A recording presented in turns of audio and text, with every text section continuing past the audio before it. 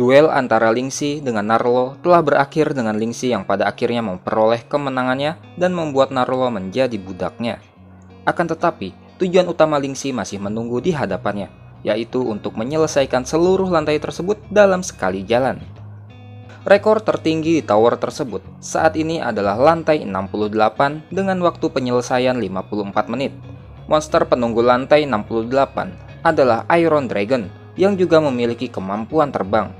Meskipun Lingxi mampu menggunakan skill magenya, hanya saja itu tak dapat menyelesaikan mereka dalam sekali serang dan membuat penyelesaian menjadi lambat.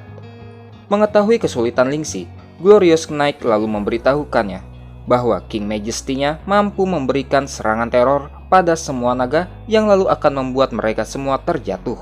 Dan ketika hal itu terjadi, Lingxi dapat menggunakan pergerakan spell magenya untuk membuat rekor baru dengan menghabisi semua naga itu dalam waktu singkat.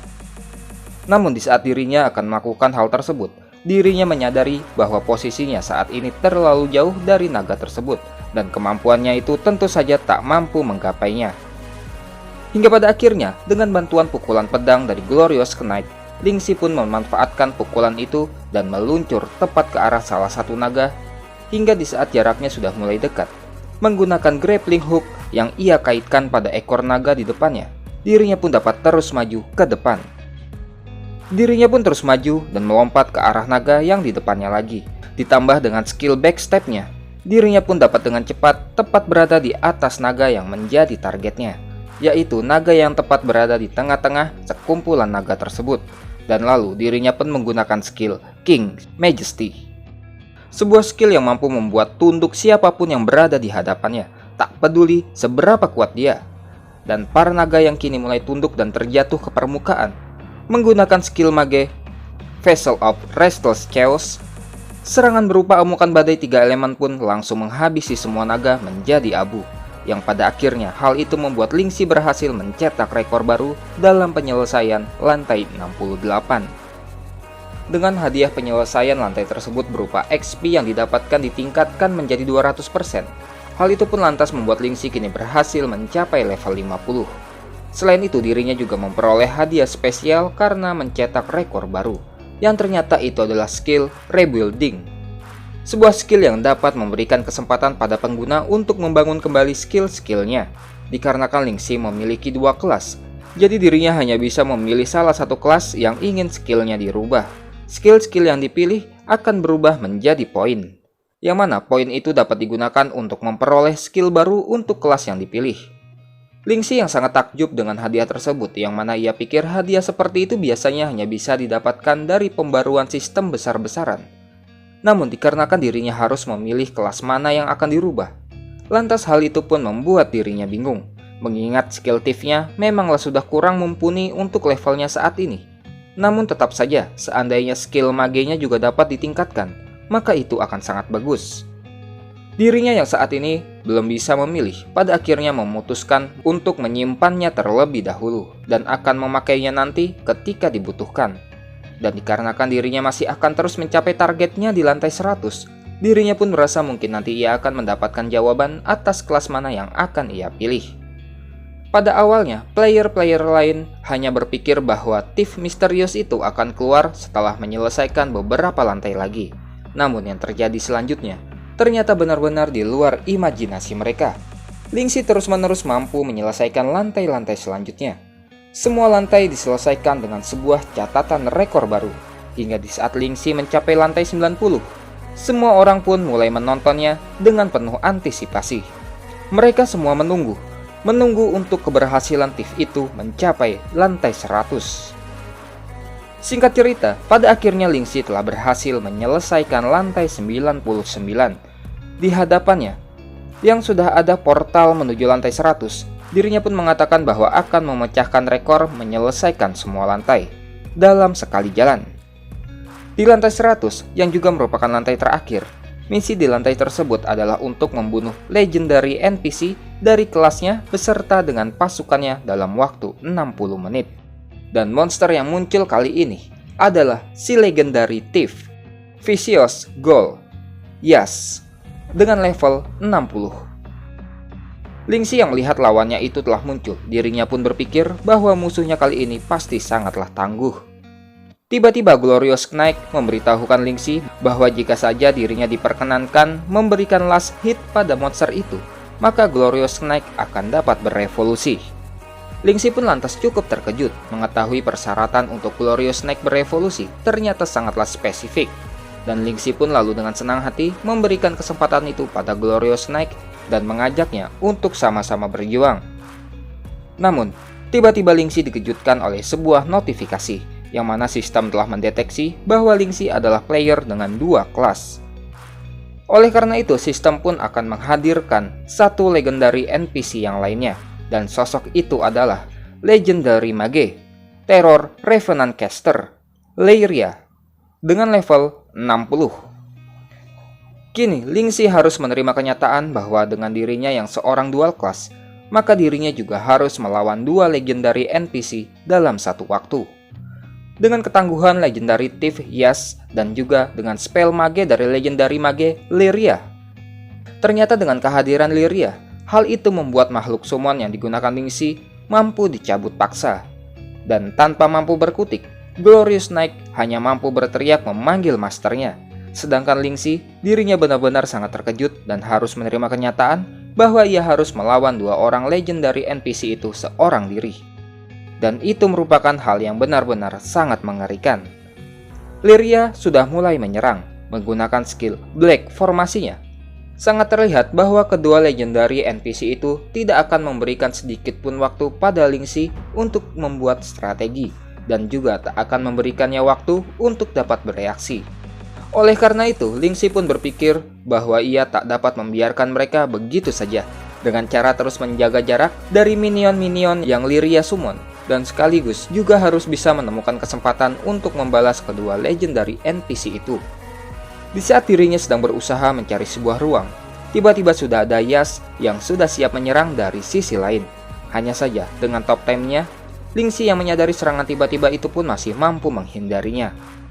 Itu serangan yang hampir saja. Seandainya Lingxi tak memiliki top time, maka dipastikan dirinya akan hancur oleh serangan tersebut. Akan tetapi, dirinya tiba-tiba menyadari ada suatu serangan lainnya lagi. Menggunakan Evil Spirit Invisibility-nya, dirinya pun lagi-lagi masih sempat menghindarinya. Kedua NPC benar-benar tidak memberikan kesempatan pada Lingxi, bahkan kesempatan untuknya menarik nafas. Hal itu terbukti di saat Lingxi baru menghindari serangan sebelumnya. Belum sempat kakinya Lingxi menapakkan kakinya di permukaan, sudah ada Lyria yang telah mengarahkan minion-minion untuk menyerangnya lagi.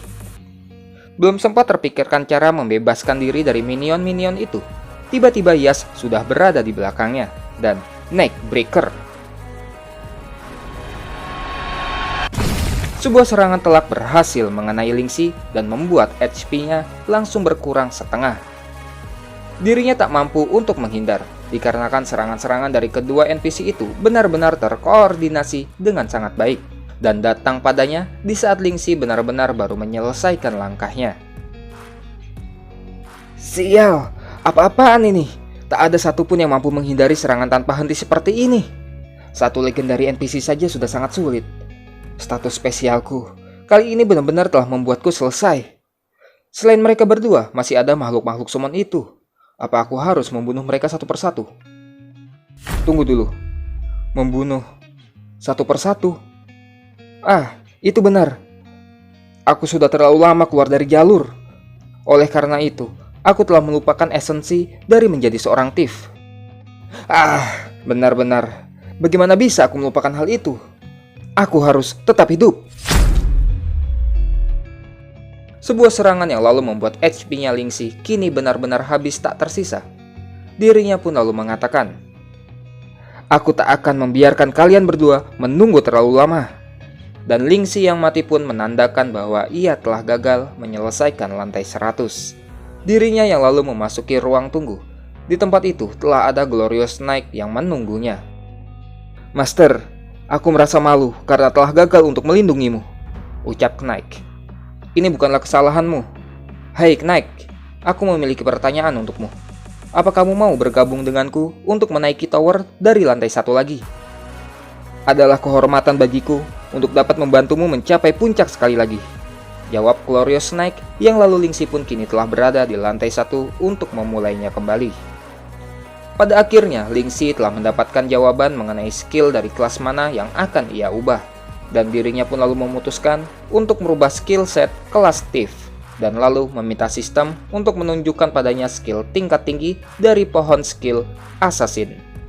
Dan setelah memilih merubah semua skill Thief-nya menjadi skillnya Assassin, kini Ling Si telah siap untuk memulai kembali penyelesaian towernya. Singkat cerita, Ling Si telah berhasil menyelesaikan lantai 1 sampai 99 dan telah sampai lagi di lantai 100. Seperti sebelumnya, dikarenakan Ling Si memiliki dua kelas, Yas si Legendary Thief dan Tilia si Legendary Mage, pada akhirnya kembali muncul. Dan juga dikarenakan kehadiran Legendary Mage itu, Glorious Snake lagi-lagi dipaksa menghilang. Hanya saja perbedaannya, kali ini Ling Si menghadapi semua itu dengan sangat percaya diri. Maaf karena telah membuat kalian menunggu. Aku harus menaikinya lagi dari lantai 1. Ucap Ling Si, yang berkat usaha menaiki kembali dari lantai 1, kini telah membuat levelnya meningkat mencapai level 58. Tilia kini sudah langsung mensummon makhluk minionnya. Akan tetapi Ling Si sudah memiliki cara untuk mengatasi mereka, yaitu menggunakan skill Fog Dominion, yang lalu membuat semua minion itu tak lagi dapat melihat keberadaannya Ling Si. Dan kali ini, Ling Si akan menunjukkan pada mereka berdua skill-skill barunya itu. Fog Dominion adalah skill yang mampu membuat area berkabut, backstep, dan serangan diam-diam kini akan menjamin sebuah critical damage. Thief itu sebenarnya adalah assassin yang selalu bersembunyi di balik bayangan, dan kali ini Ling Si akan memanfaatkan penghalang yang disediakan oleh Fog Dominion dan lalu menghancurkan mereka satu persatu. Dengan permainan petak umpet oleh Ling Si, yang mana sesekali Ling Si akan keluar dari kabut untuk menyerang minion. Minion-minion yang melihat kemunculan Ling Si pun lantas akan menyerangnya. Namun, menggunakan skill Rage Slaughter, Ling Si pun lalu menghancurkan minion-minion itu. Rage Slaughter merupakan skill yang mampu membuat penggunanya mengamuk, yang juga efeknya dapat ditumpuk. Semakin tinggi nilai amukannya, maka semakin tinggi juga kemampuan mengabaikan pertahanan lawan. Setelah amukan menumpuk sampai nilai 100, maka pengguna akan mampu menggunakan skill Slaughter. Keluarnya Ling Si dari dalam kabut lantas juga membuat Yas menyadari keberadaannya. Hanya saja ketika Ling Si menyadari lawannya datang mendekat, maka dirinya akan kembali mundur dan bersembunyi, dan membuat Yas gagal menyerangnya. Di saat Yas mencoba menggunakan kemampuan persepsinya untuk mencari tahu letak posisinya Ling Si berada, dengan cepat Ling Si sudah berada di belakangnya Yas, dan Ling Si pun langsung menyerangnya dan membuatnya kehilangan kemampuan persepsinya. Bahkan, jika ini adalah pertarungan 1 versus 1, aku tetap tidak akan takut padamu. Hanya saja, kau bukanlah target prioritasku. Targetku adalah kau, Mage. Dengan nilai amukan yang telah menumpuk mencapai nilai 100, hal itu pun sudah bisa membuat Ling Si dapat menggunakan skill Slaughter. Tilia lantas mengerahkan minion-minionnya untuk menghentikan Ling Si. Hanya saja Ling Si langsung menggunakan skill Shadow Ambush pada Tilia. Shadow Ambush merupakan skill yang mampu mengunci target yang lalu akan membawa dan mengurung target di dimensi bayangan. Di dalam dimensi tersebut, kemampuan stealth pengguna akan meningkat sebanyak 2 kali lipat dan pertahanan lawan juga akan berkurang sebanyak 30%. Kini, mereka yang mencoba mengeroyok Ling Si sudah terpisah menjadi 2 tempat, karena Tilia saat ini sudah berhasil terkurung di dalam dimensi bayangannya Ling Si. Dengan double debuff pada pertahanan lawan dari skill Shadow Ambush dan juga Slaughter-nya, bagi Ling Si, Legendary Mage di hadapannya kini hanyalah sekedar selembar kertas. Dan di saat Slaughter miliknya mulai terpicu, Slaughter. Dan pada akhirnya, Ling Si pun berhasil mengalahkan si Legendary Mage, Tilia. Berkat kekalahan Legendary Mage itu, maka kutukan pada Ling Si pun juga menghilang. Sekarang, ini adalah waktunya bagimu untuk merasakan bagaimana rasanya dikeroyok, ucap Ling Si sembari mensummon semua makhluk spektral dan juga Glorious Snake-nya. Di luar tower, terlihat ada banyak player yang online hanya untuk menunggu si Thief misterius itu berhasil menyelesaikan semua lantai tower. Beberapa dari mereka cukup terkejut mengetahui bahwa Tiff itu masih berada di dalam. Karena sebelumnya, ia pergi di saat Tiff itu gagal menyelesaikan lantai 100 dan ia tak menduga dengan waktu yang baru berlalu beberapa menit, Tiff misterius itu sudah kembali menantang lantai 100. Dan hingga tak selang lama kemudian, mereka pun terkejut karena muncul sebuah pengumuman bahwa player yang tak diketahui dengan kelas Tiff telah berhasil menyelesaikan lantai 100 dan telah mencatat rekor sebagai orang yang pertama menyelesaikan tower. Dan pengumuman itu pun lalu hanya membuat semua player terpukau dan bertanya-tanya mengenai siapa identitas Steve itu sebenarnya, dan bahkan sampai ada yang bersedia menjadi pengikutnya. Di lantai 100, ternyata serangan terakhir yang menghabisi Yas adalah si Glorious Knight, dikarenakan Glorious Knight telah membantu dalam mengalahkan legendary NPC. Hal itu pun membuatnya naik level dan juga mulai berevolusi. Di tengah-tengah proses evolusinya, Glorious Knight pun sangat berterima kasih kepada masternya. Dan selain itu, Lingxi juga cukup terkejut karena melihat bukan hanya Glorious Knight yang berevolusi, melainkan Spectral Horse juga berevolusi. Hingga pada akhirnya Glorious Knight pun berhasil berevolusi menjadi Golden Knight of Glorious, dan Spectral Horse berevolusi menjadi Spectral Pegasus. Master, meskipun kau tidak dapat menunggangi Pegasus ketika berada dalam misi, akan tetapi kau akan mampu mempersingkat waktu ketika akan berkeliling negeri, ucap Golden Knight. Hadiah XP yang didapatkan kini sudah membuat Lingxi mencapai kapasitas tertinggi yang dapat diterimanya, yaitu level 60. Dan hal itu membuat sejumlah XP yang diterimanya tidak lagi bisa membuat XP-nya meningkat. Akan tetapi, masih ada hadiah lain yang paling penting, yaitu Legendary Thief Skill, Conqueror's Concealment, sebuah skill yang mampu membuatnya memasuki mode stealth.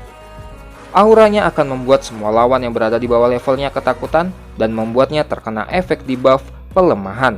Hanya saja sebagai catatan bahwa musuh dengan tingkat yang lebih tinggi akan kebal terhadap efek tersebut, dan mode stealth pun akan dengan mudah diketahui lawan yang memiliki persepsi tinggi. Dengan skill itu yang telah berhasil ia dapatkan, maka dirinya sudah dapat melanjutkan rencananya, dan sudah waktunya bagi tim Shadow untuk kembali berkumpul. Singkat cerita, tempat lalu berpindah ke kantor divisi ketiga Guild Nebulos. Terlihat saat ini Tiana sedang merasa sangat kesal. Hal itu dikarenakan 3 anggota tim Shadow yang malah sedang bermalas-malasan di ruangannya. Bahkan mereka bertiga sudah beberapa hari hanya bermalas-malasan di tempat itu. Mungkin wajar saja jika itu hanya Ryuko, akan tetapi tidak dengan Tilis dan Dark Feather. Mereka berdua bukanlah dari Guild Nebulos, jadi Tiana meminta kepada mereka untuk bergabung ke Nebulos terlebih dahulu jika ingin bermalas-malasan di ruangannya. Tilis selalu mengatakan bahwa dirinya bersama lainnya telah menyelesaikan target leveling sesuai yang telah dijadwalkan, dan juga mereka telah bertarung di arena berkali-kali hingga tak ada lagi yang mau menantang.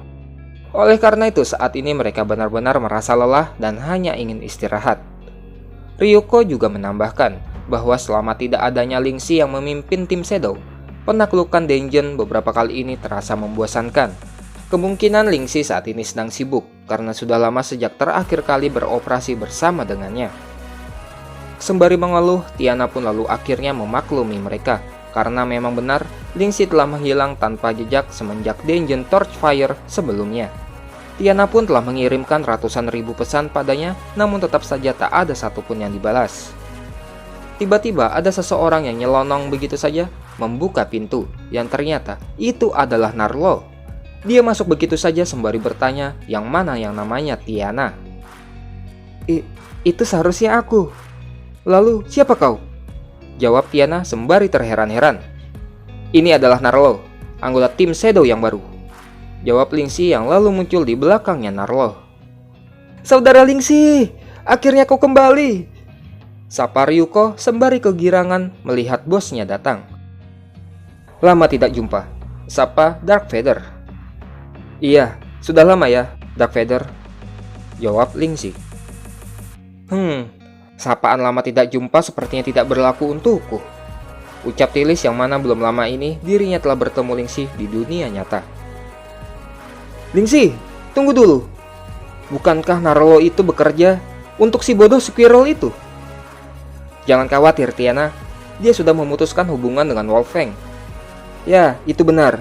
Sekarang ini, aku adalah miliknya Master Lingxi, ucap Narlo sembari merangkul mesra tangannya Lingxi.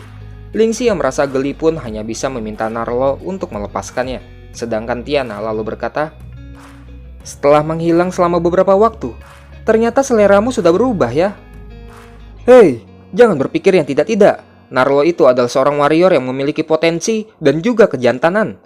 Dia dapat meningkatkan kesempatan pencapaian hal-hal baru dalam tim Shadow, ucap Lingxi. Baiklah, tidak apa-apa. Walau bagaimanapun itu adalah pilihanmu, kami akan menghormatinya, tambah Tiana. Dan melihat hal itu, Dark Vader juga lalu berkata, GG. Lingxi lalu menjelaskan bahwa dirinya hanya ingin mengembangkan tim Shadow, dan tentu saja itu bukan hanya dengan cara menambahkan anggota ke dalam tim. Namun dirinya juga ingin menjadikan masing-masing dari anggotanya itu menjadi yang terbaik di bidangnya masing-masing. Hanya saja, melihat Ryuko dan Narlo yang malah sedang asik dengan cemilan dan komiknya, lalu Tilis yang sibuk berburu diskon, dan Dark Vader yang cuma bengong seperti sedang mimpi di siang bolong, Lingxi pun kini berpikir kembali mengenai niatnya untuk menjadikan mereka menjadi yang terbaik. Tiana pun lalu meminta Lingxi untuk melapor terlebih dahulu pada Stillwater. Namun, Lingxi hanya menjawabnya dengan memintanya untuk tenang saja, dikarenakan Lingxi yakin bahwa kemampuan Stillwater untuk mengumpulkan intelijen pasti sangatlah baik. Selain itu, Lingxi juga ingin mempersiapkan sebuah persembahan dulu pada Stillwater. Tiana yang belum mengerti akan persembahan yang dimaksud, Lingxi pun lalu memberitahukan mengenai Tunnel of Gloom Dungeon. Itu adalah satu-satunya dungeon saat ini yang menuju dunia bawah yang terletak di bawah tanah. Lantas pernyataan Lingxi itu membuat Tiana terkejut, dikarenakan ia sangat tahu bahwa dungeon itu merupakan dungeon tersulit di dalam game versi saat ini. Dan bahkan player dari guild nomor 1 pun belum berhasil untuk menyelesaikannya. Tiana juga telah mendengar bahwa dungeon tersebut merupakan gerbang masuk menuju dunia bawah tanah, yang memiliki kemungkinan akan membuka chapter baru dalam cerita di game Heavenland. Dan meskipun Tiana hanya mengucapkan banyak keraguan atas rencananya Lingxi, namun bagi anggota tim Shadow, itu akan menjadi suatu hal yang menyenangkan. Dan setelah Lingxi menjelaskan lagi bahwa kemungkinan akan ada banyak hal penting yang berkaitan dengan dungeon tersebut di masa depan, dan itu akan menjadikannya sebuah update penting yang besar-besaran, maka dirinya yakin bahwa semua anggota tim Shadow juga akan pasti tertarik. Dan dengan jawaban serentak membenarkan ucapan Lingxi dari tim Shadow, hal itu pun sekaligus memulai perjalanan baru mereka, yaitu untuk menyelesaikan Tunnel of Gloom Dungeon. Di waktu yang sama, tempat lalu berpindah ke Guild Wolfang. Terlihat saat ini di Prep Squirrel sangatlah kesal karena lagi-lagi si Thief dari Nebulos mengganggunya. Bahkan Squirrel juga tak percaya bahwa Lingxi sampai merebut orangnya. Di hadapan Squirrel, ada pria bertubuh besar dengan full metal armor. Dirinya bertanya, apa mungkin itu adalah Lingxi dari Nebulos yang sebelumnya telah membuat Squirrel kesulitan? Squirrel yang menjawab bahwa itu benar, dan dirinya juga akan membuat Lingxi membayar atas tindakannya. Tidak perlu. Jangan sampai kau lupa akan tanggung jawabmu saat ini. Kau harus bisa mengembangkan benda itu ke kondisi idealnya. Itu akan menjadi senjata rahasia kita dalam perang guild selanjutnya. Aku mengerti betapa pentingnya hal itu. Akan tetapi, aku tidak bisa membiarkan ini begitu saja. Baiklah, aliansi kita bersama Celestial selama ini sudah lama sekali terjeda dikarenakan tidak ada hal bagus untuk dilakukan. Oleh karena itu, aku akan memimpin sebuah tim untuk bermain-main dengan Thief itu. Aku akan menggunakan kesempatan ini sebagai cara untuk menghabisi beberapa waktu, ucap pria berarmor itu, yang ternyata dia adalah Armored Giant Sawyer, yang juga merupakan guildmaster dari Guild Wolfang. Singkat cerita, tempat lalu berpindah ke Alchemist Emperor Complex. Di saat anggota Shadow yang lain selain Ryuko merasa takjub setelah mengetahui bahwa toko itu adalah toko miliknya Lingxi, Lingxi sendiri malah juga sedang sangat terkejut bahwa ternyata tokonya sudah berkembang menjadi semegah itu. Meskipun sebenarnya Van Cave telah mengirimkan beberapa pesannya mengenai pengembangan toko, namun Lingxi benar-benar tidak menyangka bahwa ternyata pengembangannya sampai sejauh itu. Tujuan Lingxi membawa mereka ke tempat itu adalah untuk mendapatkan beberapa potion dan elixir. Itu semua penting untuk menyelesaikan Tunnel of Gloom Dungeon yang sedang mereka tuju. Selain itu, Dirinya juga ingin memperkenalkan mereka semua kepada Van Cleef.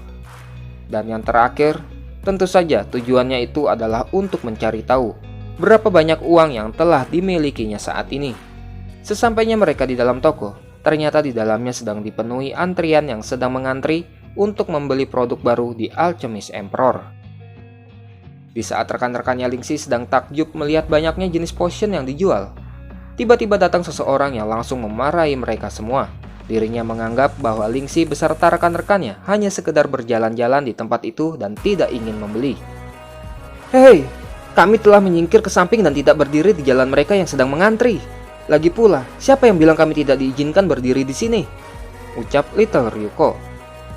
"Sudahlah, Little Ryuko, biarkan saja dia. Sepertinya ada beberapa masalah dengan keputusan rekrutmennya Van Cleef. Aku harus membicarakan hal ini dengannya," pikir Lingxi. "Perhatikan ini baik-baik. Aku adalah ketua pelaksana dari toko ini. Aku yang memerintah di sini. Ku minta kalian untuk pergi jika tidak ingin membeli apapun. Dikarenakan aku yang mengatakannya. Lalu apa yang akan kalian perbuat? Aku bilang pergi. Apa kalian tidak bisa mengerti perkataan itu?" Petugas toko itu yang sikapnya semakin angkuh, lalu membuat Lingxi menghubungi seseorang. "Oh, sedang meminta bantuan ya? Berhentilah bertingkah seperti halnya orang penting. Seluruh jalan ini adalah milik Alchemist Emperor kami, dan aku tahu semua orang yang berada di manajemen komite. Apa kamu pikir kamu bisa menghubungi Alchemist Emperor atau semacamnya ke sini?" "Hahaha, berhentilah bercanda. Baiklah, aku akan membiarkanmu tetap di sini untuk beberapa menit. Aku hanya mau melihat siapa yang telah kamu hubungi." "Dia sudah di sini." "Itu cepat sekali. Siapa dia?" tanya petugas itu, yang lalu tiba-tiba petugas yang lainnya sangat terkejut dan bertanya mengapa bosnya datang ke tempat itu. Dan yang datang itu sudah pasti tak lain dan tak bukan lagi adalah The Alchemist Emperor itu sendiri. "Hei, siapa yang telah berlaku kasar pada bosku?" tanya Van Cleef dengan kesal. Diketahui bahwa selama ini Alchemist Emperor hanya bertindak di balik layar dan sangat jarang muncul langsung di depan umum. Oleh karena itu, para pengunjung sangatlah terkejut melihat sosok Alchemist Emperor yang ternyata hanyalah gadis kecil. Dan mereka yang sedang melihat Alchemist Emperor sedang memarahi bawahannya dengan tegas. Mereka pun lalu beranggapan meskipun Alchemist Emperor itu terlihat seperti loli, namun kehadirannya dia itu sangatlah mendominasi. Petugas itu pun kini hanya bisa tercengang mengetahui bahwa pengunjung yang telah ia usir adalah investor tokonya, dan juga merupakan bos besar dari bisnis potion yang Alchemist Emperor jalankan. Lingxi pun lalu mengucapkan terima kasih kepada petugas itu karena telah mencoba menjalankan tanggung jawabnya dengan baik. Hanya saja, Lingxi mengingatkannya agar bersikap ramah kepada semua pengunjung, dikarenakan ia tak akan bisa mengetahui asal-usul dari setiap pengunjung. Dan setelah Van Cleef memarahi bawahannya dan memberikan sanksi padanya berupa perpanjangan masa pelatihan, dirinya pun lalu mulai menyapa serta menyambut kedatangannya Lingxi. "Oh ya, mulai dari sini nama Van Cleef berubah jadi Van Cleef ya. Karena menurut translatornya, dia dah salah menuliskan nama. Ditambah lagi karena banyak orang di luar sana pada komentar kenapa namanya kayak orang tua. Jadi nama panggilannya sekarang dirubah menjadi Van Cleef." Singkat cerita, Van Cleef lalu membawa Lingxi serta rekan-rekannya menuju lantai teratas bangunan itu, yang juga merupakan workshop tempatnya meracik potion. Melihat di workshopnya ternyata juga ada banyak pekerja, Lingxi pun lantas bertanya mengenai berapa banyak karyawan yang dimiliki sekarang. Akan tetapi Van Cleef sendiri saat ini sudah tidak yakin berapa banyak karyawan yang dimilikinya. Jadi harus bertanya pada sekretarisnya terlebih dahulu untuk tahu lebih pasti. Dan tak selang lama kemudian, Van Cleef pun menemui sekretarisnya yang bernama Lin. Setelah Van Cleef memperkenalkan sosok di depannya adalah bos besarnya, dirinya lalu bertanya mengenai jumlah karyawan saat ini. Dan Lin pun menjawab jumlah karyawan saat ini ada 843 karyawan. Hal itu pun sontak membuat Lingxi dan teman-temannya tercengang mendengarnya. Setelah mendapatkan penjelasan mengenai karyawan-karyawan yang dimiliki, Van Cleef lalu mengajak mereka ke ruangan kantornya. Kantornya itu ternyata sangatlah bagus dikarenakan memiliki pemandangan dari Commercial Street. Dan setelah mengajak mereka melihat-lihat, Van Cleef lalu mulai membicarakan topik permasalahan yang sedang dihadapi. Selama ini Van Cleef mencoba mengirim pesan pada Lingxi, hanya saja tak pernah dibalasnya. Di pesan itu ia ingin mengatakan bahwa sebuah perusahaan finansial sudah mulai mencoba untuk mendapatkannya. Lingxi pun lantas bertanya, apa maksud dari mendapatkannya itu adalah ingin membeli Alchemist Emperor?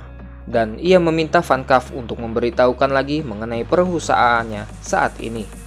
Van Cleef lalu menjelaskan bahwa telah muncul 3 orang dengan setelan jas hitam di depan pintu dan menyampaikan ketertarikan bosnya untuk mendapatkannya. Yang ia ingat dari mereka bahwa orang-orang itu menyebut dirinya berasal dari Daybreak Corporate atau semacamnya. Dan selain itu mereka tak mengucapkan hal yang lain. Lingxi pun lalu bertanya-tanya mengenai siapa itu Daybreak Corporate. Narlo pun lalu mulai angkat bicara. Mungkin yang dimaksud Van Cleef adalah Daybreak Corporate. Narlo lalu menjelaskan bahwa itu adalah perusahaan farmasi terbesar di dunia. Mereka terkenal akan pengobatan kankernya.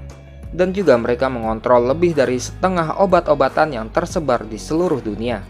Dan selain itu kekuatan finansial mereka sangatlah besar, yang mana itu mampu membuat beberapa negara malu. Dan orang-orang yang mendengar penjelasan Narlo pun lantas tertegun karena ternyata Narlo mengetahui banyak hal. Sembari menjawabnya dengan malu bahwa dirinya hanya tahu sedikit mengenai mereka. Dirinya lalu berpikir bahwa ia tak menyangka Daybreak telah membuat pergerakannya secepat ini. Dan Narlo pun merasa bahwa ini menjadi semakin menarik. Ternyata Lingxi sebenarnya juga tahu mengenai Daybreak Corporate tersebut. Di kehidupan sebelumnya, perusahaan itu telah menguasai sepertiga dari perdagangan yang ada di dalam game dan juga memiliki hubungan rumit untuk kepentingan bersama dengan berbagai guild besar. Lingxi pun juga cukup terkejut mengetahui bahwa ternyata perusahaan itu bergerak secepat ini, dan sudah jelas bahwa di beberapa tempat telah terjadi perubahan yang tak terprediksi. Setelah itu, Lingxi pun lalu mengatakan niat utamanya datang ke tempat itu. Dirinya bertanya apakah saat ini dirinya bisa disebut orang kaya. Van Cleef lalu menjelaskan jika hal itu dilihat dari hal pengembangan bisnis, bisa dikatakan itu sangatlah menguntungkan. Ditambah lagi, selama ini arus kasnya juga baik. Jadi Van Cleef menyimpulkan bahwa dirinya memanglah kaya raya. Mendengar hal tersebut, dengan begitu Lingxi lalu menyampaikan tujuan yang selanjutnya, yaitu untuk meminta beberapa uang serta potion kepada Van Cleef. Hal itu dikarenakan dirinya memiliki suatu urusan yang mendesak. Dan Van Cleef lalu memberikan kartu emas yang mana limitnya sudah ditingkatkan dari sebelumnya. Dan dengan begitu, Lingxi pun kini telah siap membawa rekan-rekannya untuk menuju ke misi selanjutnya. Meskipun sebenarnya Tilis merasa heran, padahal misinya adalah untuk menyelesaikan dungeon. Lalu kenapa membutuhkan banyak uang? Lingxi lalu memberitahukan bahwa ada sebuah toko rahasia yang menyediakan peralatan magic. Dan dengan membeli hal itu, maka menyelesaikan dungeon akan menjadi lebih cepat. Singkat cerita, tempat lalu berpindah ke Tunnel of Gloom Dungeon. Seperti yang mereka perkirakan dari dungeon tersulit saat ini. Dari tampilannya saja, dungeon itu pun sudah menyeramkan. Lingxi memberitahukan aturan pertama dalam strategi kali ini, yaitu untuk tidak bicara terlalu keras. Namun, Narlo yang baru pertama kali ikut bergabung dalam misinya tim Shadow, dirinya mempertanyakan keyakinannya Lingxi dalam menyelesaikan dungeon tersebut. Karena seperti yang dikatakan oleh Tiana sebelumnya, bahwa guild nomor 1 sekalipun belum mampu menyelesaikannya. Dari 3 lantai yang harus diselesaikan, guild nomor 1 telah gagal di lantai kedua. Mendengar keraguannya Narlo, Ryuko lalu mengatakan bahwa Narlo itu sepertinya belumlah terlalu mengenal Lingxi. Karena Lingxi tidak akan bertarung jika ia tak yakin mampu menang. Begitu juga Tilis, dirinya menambahkan jika Lingxi sampai membawa timnya ke tempat itu berarti mereka semua akan mampu melaluinya.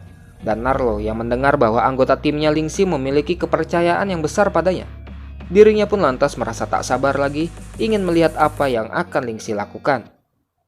Di samping itu, mengetahui Lingxi juga berniat membangun kerajaan bisnis, Narlo pun lalu mulai berpikiran akan memperkenalkan Lingxi kepada kakeknya. Dungeon ini kuakui memanglah sangat sulit. Alasannya sederhana. Ini adalah dungeon pertama dari dunia bawah tanah. Para player masih banyak belum tahu bagaimana mengatasi jenis-jenis monster di sini. Ditambah lagi, monster-monster di sini levelnya juga tinggi. Jika kita dapat mengatasi 2 permasalahan utama ini, maka dungeon ini tidak akan lagi menjadi sulit bagi kita. Juga ada 2 hal penting yang harus diketahui, yaitu monster kegelapan dan juga elemen suci.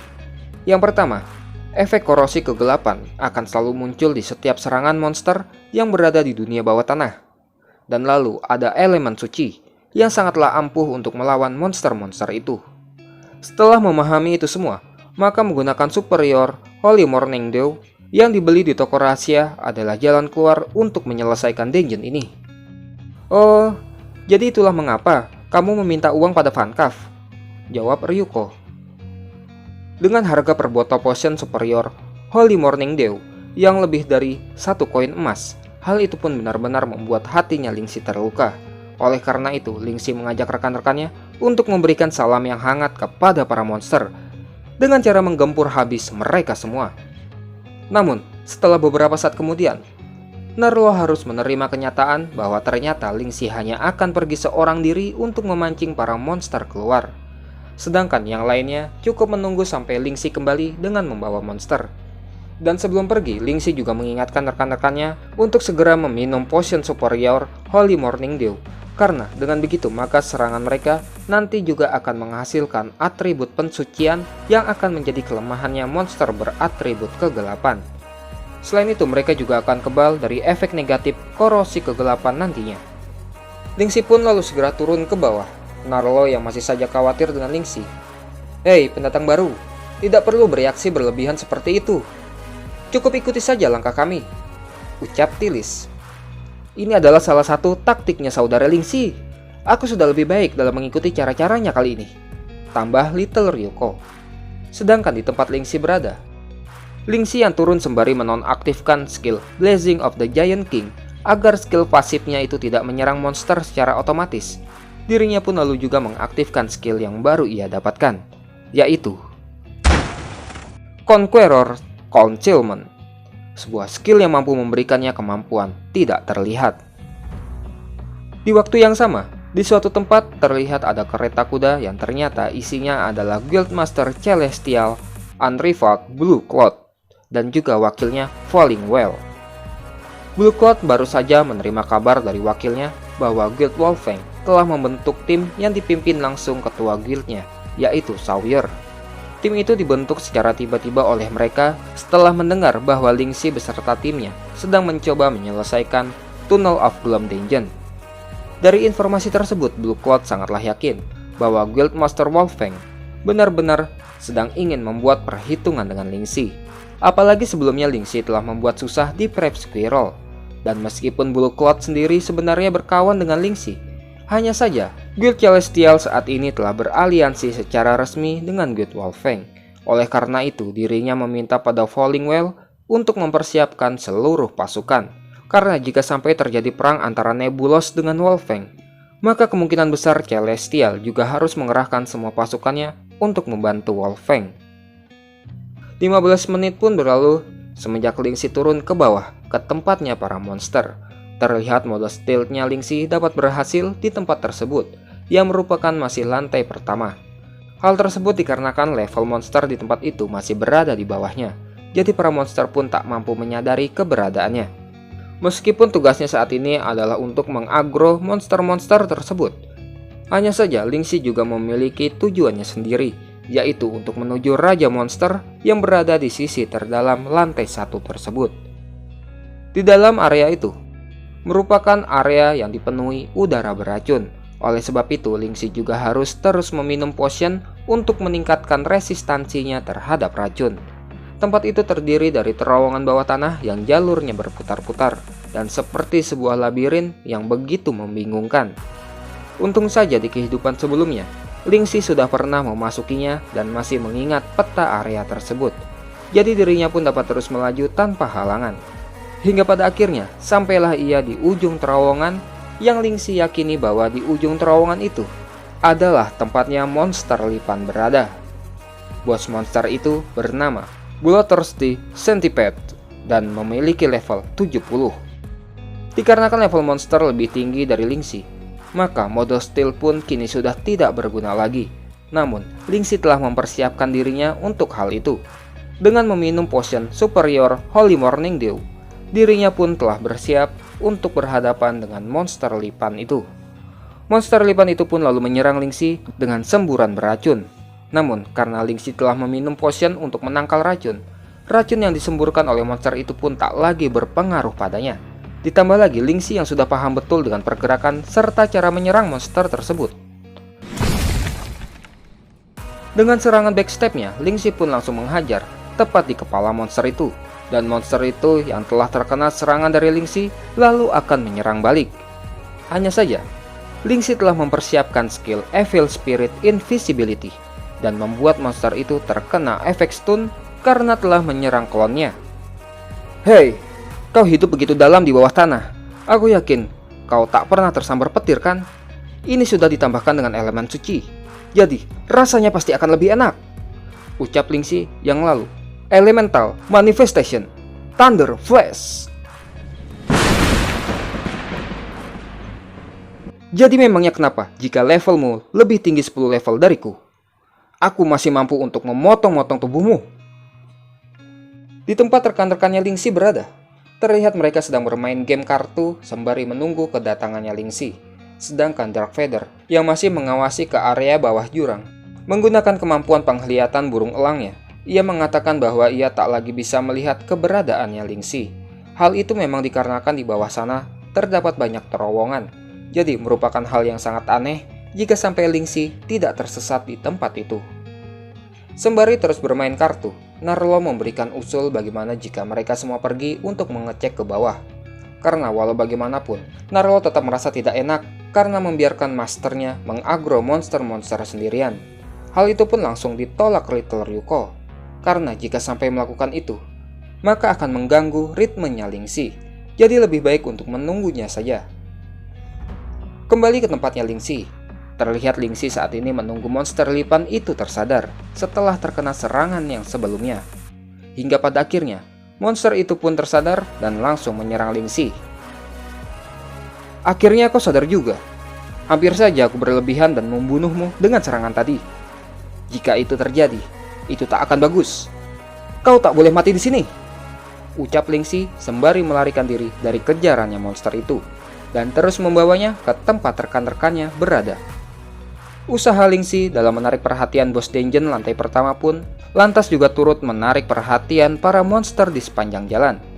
Hal itu merupakan hal yang baik bagi Lingxi, dikarenakan dirinya juga akan membawa mereka semua sekaligus dan tak akan membiarkan satupun monster yang tersisa. Sedangkan di sisi rekan-rekannya Lingxi, mereka saat ini sedang terkejut dikarenakan tiba-tiba terjadi sesuatu seperti gempa bumi. Hingga tak selang lama kemudian, pada akhirnya mereka menyadari bahwa itu pasti adalah suara monster yang sedang Lingxi bawa. Hah, lama sekali, aku sampai ketiduran, ucap Tilis. Haha, bukankah ini strategi yang sama seperti sebelumnya? Ucap Ryuko. Monster-monster kini sudah semakin mendekat, dan Lingxi pun mulai meminta rekan-rekannya untuk segera meminum potion. Hei, kemari kau! Tantang Ryuko, hingga di saat semua monster telah berada di area penyergapan. Ayo, kita akan menghabisi mereka dalam sekali langkah. Jangan biarkan satu serangan pun meleset. Master Lingxi, kenapa bos lantai 1 tidak memberikan kami apa-apa? Lalu kenapa HP bosnya sangatlah rendah? Tanya Narlo. Aku sudah menguranginya tadi dan hampir saja menghabisinya. Itulah kenapa tadi kukatakan padamu untuk tidak perlu mencarinya. Biar ku kasih tahu ya, dalam tantangan dungeon sebelumnya, saudara Lingxi juga pergi untuk menarik monster seorang diri. Dan lalu, wis, dia malah sudah membunuh semua monsternya di sepanjang perjalanan. Niatnya dia mau carry kami untuk leveling, tapi pada akhirnya level kami malah tidak meningkat sedikit pun. Karena selisih terlalu jauh, alhasil saudara Lingxi lah yang mendapatkan semua XP-nya. Hahaha, jadi mau tak mau, kami harus mengulangnya lagi dari awal. Itu adalah pertama kalinya kami harus mengulang dari awal sebuah tantangan. Dan coba tebak, gimana kelanjutannya? Ya begitu lagi. Selama ronde kedua, dan bla bla bla bla, ucap Ryuko yang tak henti-hentinya berbicara. Master, apa dia selalu cerewet seperti itu? Tanya Narlo. Ya, tapi yang itu masih cerewet versi rendahnya, jawab Lingxi. Tim Shadow kini sudah mencapai lantai kedua dan sudah tiba di area inti lantai tersebut, yaitu merupakan sebuah area dengan sebuah kolam lava di tengah perjalanannya. Mereka yang melihat monster lava di tempat seperti itu, mereka pun lantas berpikir bahwa Arya itu berniat untuk menguji kemampuan menempatkan diri serta kemampuan bermanuver. Dikabarkan juga, guild nomor 1 telah gagal di lantai kedua yang kemungkinan besar mereka tak mampu melewati lava itu dan terjatuh ke dalamnya. Hal itu mungkin sangatlah wajar, karena mau bagaimanapun, permukaan yang dapat dipijak untuk menyeberang lautan lava itu sangatlah kecil, dan juga hanya bisa diinjak oleh satu orang. Belum lagi masih harus menghadapi monster yang ada di sekitar. Lingxi pun sangatlah yakin bahwa gagalnya guild nomor 1 itu adalah dikarenakan kurangnya mereka dalam hal teknik. Terlihat Narlo sudah berjalan terlebih dahulu melalui lava tersebut, sembari menghancurkan monster lava yang muncul di dekatnya. Dan Narlo pun mengakui bahwa memang jika bukan karena efek elemen suci yang didapatkan setelah meminum potion superior Holy Morning Dew, maka dipastikan mereka hampir tidak akan bisa memberikan damage pada monster-monsternya. Dan mengetahui bahwa guild nomor 1 telah berhasil melewati lantai 1 tanpa menggunakan efek elemen suci, hal itu pun termasuk sesuatu yang mengagumkan. Diperkirakan membutuhkan waktu 20 menit bagi Lingxi dan rekan-rekannya untuk dapat melewati kolam lava tersebut. Dan itulah alasannya kenapa ia telah membeli potion itu dalam jumlah yang sangatlah banyak. Dengan lantainya yang tidak stabil, serta ukuran pijakan yang tidak luas, dan masih ada monster lava yang bisa muncul secara tiba-tiba, hal itu semua membuat semua player kesulitan dalam melewatinya. Namun dengan superior Holy Morning Dew di tangannya, Lingxi bersama timnya mampu memberikan damage yang fatal pada monster-monster lava tersebut. Di tempat itu, Ryuko tak bisa berubah menjadi besar, dan juga Tilis yang memiliki elemen api juga sangat dirugikan karena serangannya tak terlalu berguna dalam melawan monster lava. Narlo harus meringankan tubuhnya dengan menggunakan skill AOE petirnya, dan juga harus berperan sangat aktif untuk tetap menjaga rekan-rekan timnya agar dapat selamat. Lalu ditambah lagi oleh Lingxi yang berperan sebagai pemimpin di depan dengan membentuk formasi Y. Tilis dan Ryuko pun pada akhirnya dapat benar-benar terlindungi. Kerjasama tim Shadow telah meningkat lebih kuat, yang pada akhirnya Lingxi dan timnya berhasil menyelesaikan lantai kedua dalam waktu 18 menit. Tempat lalu berpindah di depan pintu keluar dungeon. Terlihat orang-orang Wolfang telah menunggu keluarnya Lingxi dan timnya dari dungeon tersebut. Hanya saja setelah lama mereka menunggu, namun Lingxi belum juga muncul. Dan Guildmaster Wolfang, Sawyer pun lalu berpikir bahwa timnya Lingxi memanglah berkemampuan, karena dipastikan mereka juga telah berhasil melewati lantai pertama. Namun tiba-tiba datang anggota Wolfang yang lain. Dia melaporkan bahwa Guild Nebulos dan juga Guild Celestial telah mengaktifkan anggotanya dan sedang bergerak menuju tempat itu. Setelah mendengar laporan itu, Sawyer pun berkata, "Aku tidak terkejut jika sampai Nebulos datang ke tempat ini setelah mendengar kabar tentang kita. Hanya saja aku tidak menyangka bahwa Blue Cloud sangatlah bersemangat dalam beraliansi dengan kita." Menarik sekali. Dengan ini, pertempuran maka tak bisa dihindari. Semuanya, persiapkan diri kalian. Tidak peduli berapa orang yang datang. Itu semua tak akan merubah pikiranku untuk menghancurkan Thief dari Nebulos itu.